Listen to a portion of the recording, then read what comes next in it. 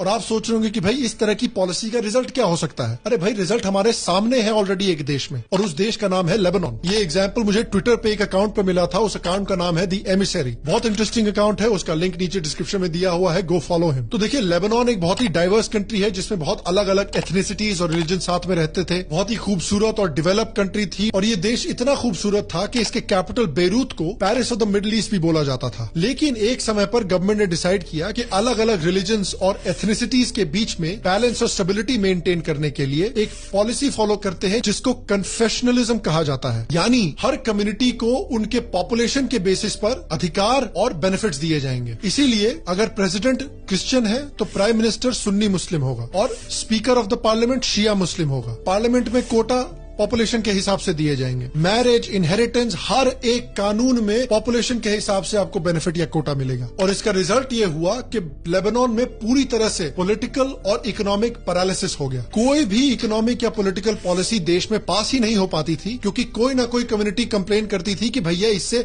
दूसरी कम्युनिटी की मदद हो जाएगी, या फिर हमारी पॉपुलेशन इतनी है तो हमें एक्स्ट्रा बेनिफिट मिलना चाहिए। तो बेसिकली गवर्नमेंट पूरी तरह से पैरालाइज हो गई, और उसके ऊपर से और भी ज्यादा कोटाज और बेनिफिट्स पाने के लिए एक तरह से पॉपुलेशन वॉरफेयर होने लगा लेबनान में। लेबनान के सुन्नी मुस्लिम्स पैलेस्टाइन के सुन्नी मुस्लिम्स को अपने देश में आकर बसाने लगे ताकि उनका पॉपुलेशन बढ़े और उनको ज्यादा बेनिफिट्स मिले। और इवेंचुअली हालत ये होगी कि लेबनान में 1975 और 1990 के बीच में एक सिविल वॉर होगा, जहां पे क्रिश्चियन ग्रुप्स जो हैं वो इजराइल को सपोर्ट करेंगे और पैलेस्टीनियन क्रिश्चियंस को अपने देश में सेटल करने की कोशिश करेंगे एक्स्ट्रा कोटास पाने के लिए। बेसिकली आज लेबनान की हालत खस्ता है। जिस देश को यूरोप से कंपेयर किया जाता था, आज वो यूरोप का 10% भी नहीं है, और देश में 25 साल तक सिविल वॉर चला है। और एंड रिजल्ट ये हुआ है कि वहां की क्रिश्चियन पॉपुलेशन को ऑलमोस्ट पूरी तरह से देश से बाहर निकाल दिया गया है। ये है जितनी आबादी उतना हक का एंड गेम। इंडिया में भी यही हालत होगी। परमानेंटली एक कास्ट वॉर क्रिएट हो जाएगा इंडिया में। उसके ऊपर से कन्वर्जन और भी तेजी से होने लगेंगे। म्यांमार और बांग्लादेश से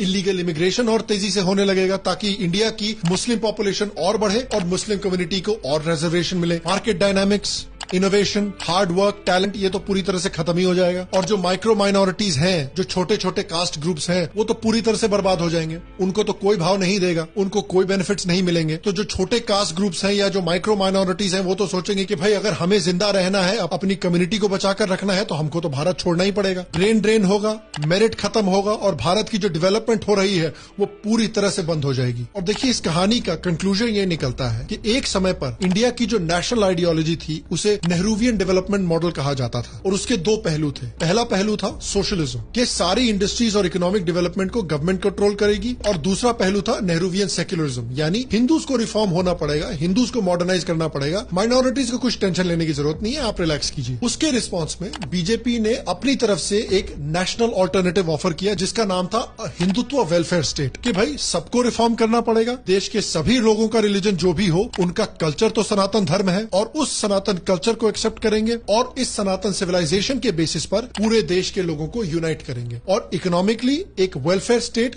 प्लस फ्री मार्केट डेवलपमेंट को सपोर्ट किया जाएगा। और इस आइडियोलॉजी ने 2 इलेक्शंस में नेहरूवियन डेवलपमेंट मॉडल की आइडियोलॉजी को हराया है। उसके रिस्पांस में ऑपोजिशन ने एक नई नेशनल स्ट्रेटेजी निकाली है जिसको हम जातित्व कहेंगे। हिंदुत्व के ऑपोजिशन में जातित्व, ये फ्रेज भी मैंने एमिसरी से ही उठाया है। Again you can follow him by clicking the link in the description below. तो देखिए हिंदुत्व का गोल था कि इंडिया के लोगों को caste, region, languages and even religion की बाउंड्रीज से अलग करके हिंदुत्व यानी सनातन कल्चर और सिविलाइजेशन के बंधन से जोड़ा जाए। जातित्व का मतलब हुआ कि भारत को एक जाति राष्ट्र में डेवलप किया जाएगा, जहां पर आपका देश, आपका कल्चर, आपका सिविलाइजेशन सबसे इंपॉर्टेंट नहीं है, आपका कास्ट सबसे इंपॉर्टेंट है। जातित्व का मतलब कि भारत को उसके धर्म, उसके कल्चर, उसकी डेमोक्रेसी से डिफाइन नहीं किया जाएगा, बल्कि उसके लोगों के कास्ट से डिफाइन किया जाएगा। और अगर आपका कास्ट भारत माता से बड़ा है, आपके धर्म से बड़ा है, आपकी सिविलाइजेशन से बड़ा है, आपकी देशभक्ति से बड़ा है, तब तो भाई देश को डिवाइड करना बहुत ही आसान हो गया। ये एक बहुत ही घटिया और डेंजरस तरह की वोट बैंक पॉलिटिक्स है जिसको डॉट अलायंस वापस लाने की कोशिश कर रही है। ये बेसिकली अंग्रेजों का डिवाइड एंड कॉन्कर का मेथड है जिसको हम आज दोबारा देख रहे हैं। शॉर्ट टर्म पॉलिटिकल गेन के लिए लॉन्ग टर्म में भारत के टुकड़े टुकड़े तक हो जाने के लिए ऑपोजिशन पार्टीज आज तैयार खड़ी हैं इस कास्ट सर्वे के थ्रू। इसलिए मैं चाहता हूं कि आप इस कास्ट सर्वे का जो लॉन्ग टर्म खतरा है उसे समझें। और मैं आपसे पूछना चाहता हूं कि क्या आप भी अग्री करते हैं कि इस तरह से अगर हम कास्ट पर हाइपर फोकस करेंगे और जितनी आबादी उतना हक पर फोकस करेंगे